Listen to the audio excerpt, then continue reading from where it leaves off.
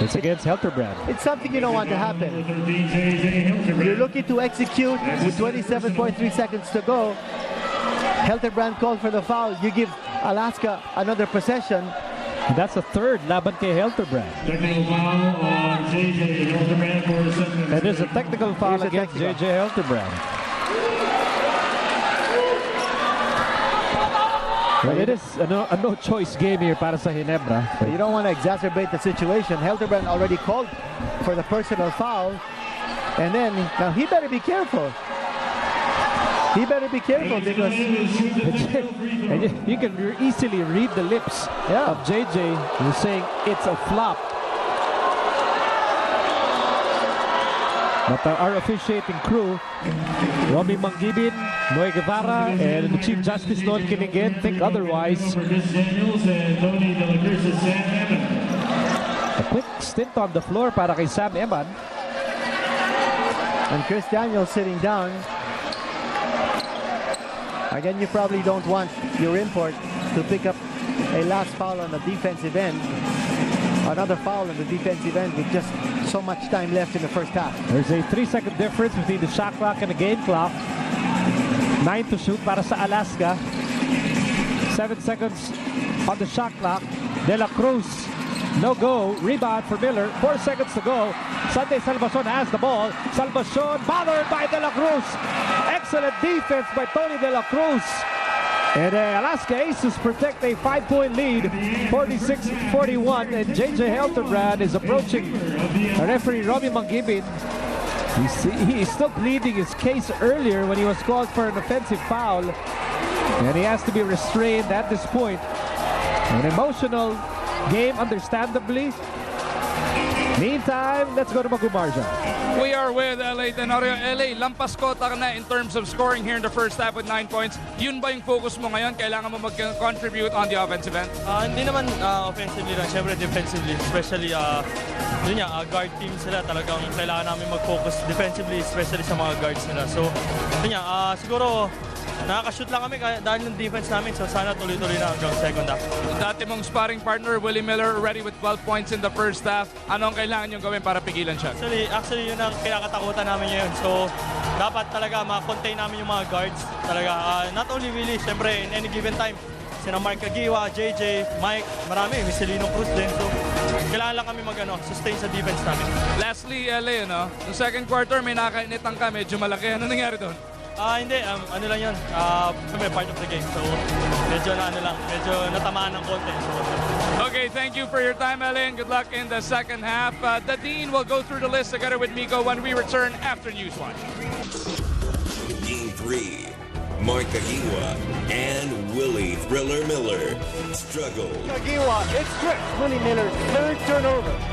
On the Rocket, JC Intal step up to avert a humiliating sweep. An instant offense provided by JC Intal. That's what makes him such a double-edged sword. The Never Say Die Kings live to fight another day. Can the Kings mount a monumental comeback? More of an offensive type game than a defensive type game. Go, go, go, go, go! Or will the Aces finish them off tonight?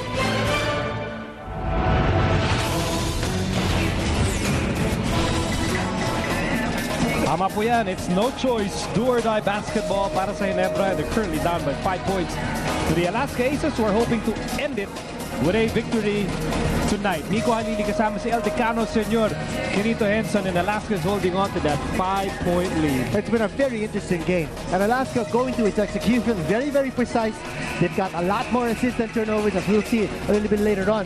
But for Barangay Ginebra, if they are able to show more consistency on the defensive end, playing with that zone defense, maybe things could turn their way in the second half. Let's look at the Dean's list for both teams para malaman natin ang kanilang report card from the first half. Well, for Barangay Ginebra, 2 check marks out of 3. That's not bad. Their bench firepower has been there, but they haven't been too aggressive, particularly on the offensive end.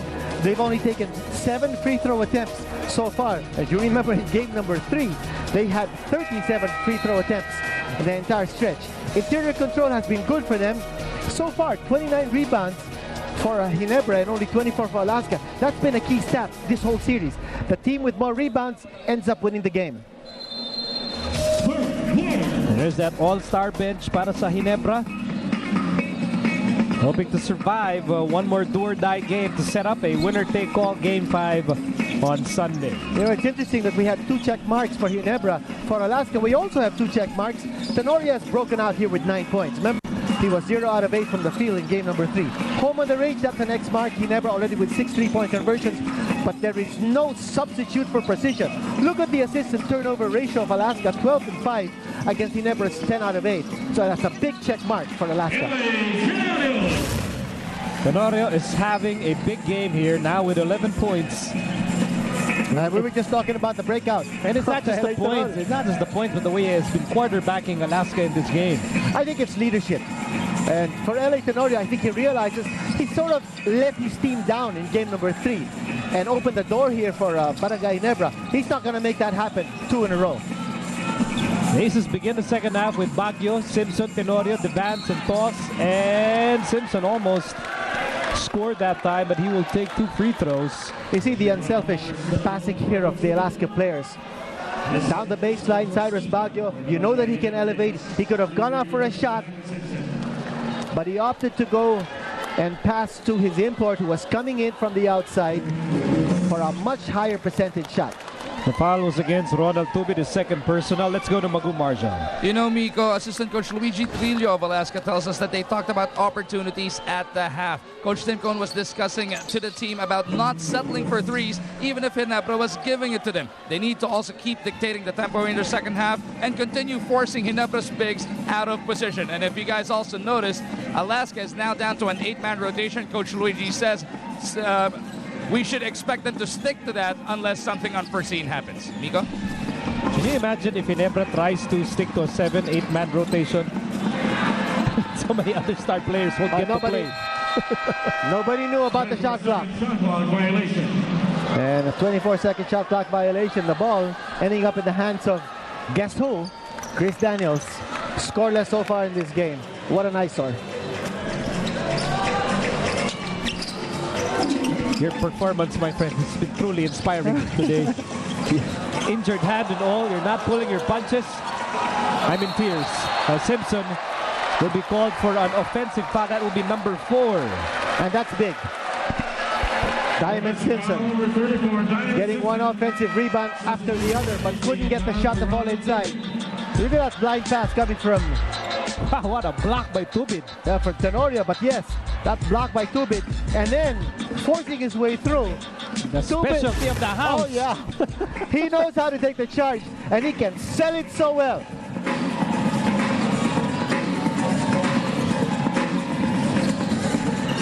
Intal to Menk. Jump hook. No go. Rebound para kay Tenorio. 9 points ang abante ng Alaska, 50-41 in the early moments of the third. Here's Tenorio over Daniels. A good rebound by Sanitos, but just couldn't finish. And he got the ball back. And he goes up, and he will take 2 free throws.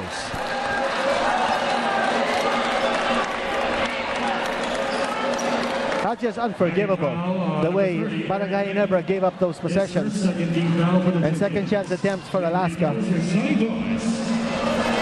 Chris Daniels not involved in that rebounding situation, by the way. All the Ginebra locals ganging up to try to get that rebound, but not getting it done. Well, Daniels has more hard fouls on Tenorio than points. He has 2 hard fouls on Tenorio, no points. Now Toss, meantime, has 8 markers. At lamang ang Alaska 52-41, matching their biggest lead of the ball game. 9.5 remaining in the third. Menk. Here's Miller. Miller against Baguio. Miller to Intal. Intal for 3. No go.